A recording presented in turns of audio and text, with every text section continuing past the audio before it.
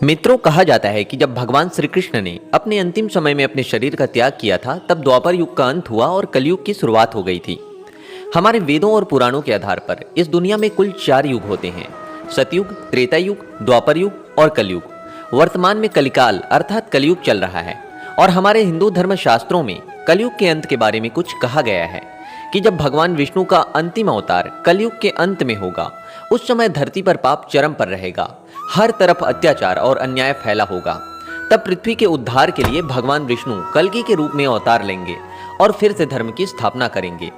मित्रों, आज के इस हिंदू धर्म दर्पण की वीडियो में भगवान कल्कि के अवतार के समय दिखने वाले ऐसे ही कुछ 10 लक्षणों के बारे में हम आपको बताएंगे कि आखिर कलयुग के अंत समय में कौन कौन से लक्षण दिखाई देंगे।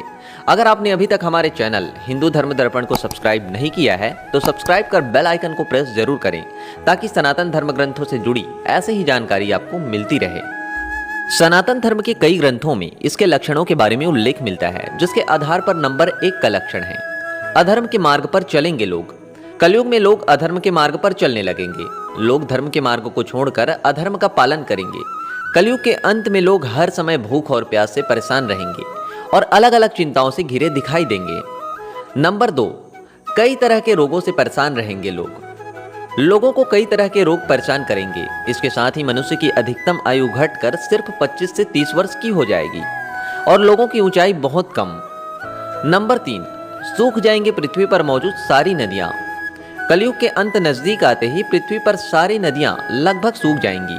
पानी की कमी होने लगेगी। पानी के न होने से पृथ्वी पर हाहाकार मचेगा। लोग प्यास से मरने लगेंगे। नंबर 4, पति पत्नी के संबंधों के बीच नहीं रहेगा कोई मोल। कलयुग के अंत में पति और पत्नी अपने संबंधों पर ईमानदार नहीं रहेंगे। पति पत्नी दूसरों के साथ संबंध बनाने लगेंगे। पत्नी अपने धनहीन पति को त्याग देगी। उस समय धनवान पुरुष की ओर वह आकर्षित होंगी। शादी की महत्ता पूरी तरह से समाप्त हो जाएंगी। नंबर 5, तीर्थ स्थलों में बढ़ने लगेगा पाप।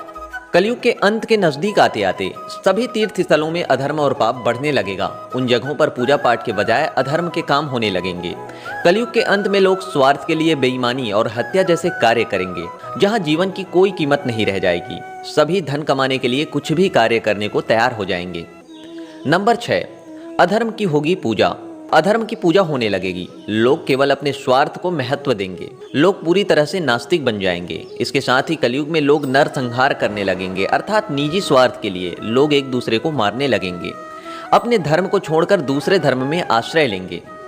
नंबर 7, चिंताओं से घिरे रहेंगे लोग। धन कमाने के लिए लोग इतने व्यस्त हो जाएंगे कि उन्हें अपने परिवार का कोई महत्व समझ नहीं आएगा। साथ ही अनेक चिंताओं से घिरे रहेंगे। नंबर 8, पूरी तरह से सूख जाएगी गंगा नदी। बताया गया है कि कलयुग के 5000 साल के बाद कलयुग की प्रमुख तीर्थ माने जाने वाली गंगा नदी पूरी तरह से सूख जाएगी और पुनः बैकुंठ धाम लौट जाएंगी। जब कलयुग के 10,000 वर्ष पूरे हो जाएंगे, तब सभी देवी देवताएं पृथ्वी छोड़कर अपने धाम लौट जाएंगे। इंसान पूजन कर्म और व्रत उपवास सभी धार्मिक काम करना बंद कर देंगे। नंबर 9, रिश्तों का कोई महत्व नहीं होगा। पुराणों में बताया गया है कि जब कलयुग अपने चरम पर होगा, तब रिश्ते का कोई महत्व नहीं होगा। पिता और पुत्री जैसे रिश्तों का भी कोई महत्व नहीं माना जाएगा। नंबर 10, हिंदू धर्म में वर्णित 16 संस्कारों की क्रिया हो जाएंगी विलुप्त। मित्रों, हिंदू धर्म के आधार पर 16 संस्कार बताई गई है, जो कि आप स्क्रीन पर देख रहे हैं, जो पूर्ण रूप से विलुप्त हो जाएगी। श्राद्ध और तर्पण जैसी क्रियाएं भी लोग नहीं करेंगे। अगर आपको जानना है कि 16 संस्कार क्या है, तो कमेंट सेक्शन में पार्ट 2 जरूर लिखें।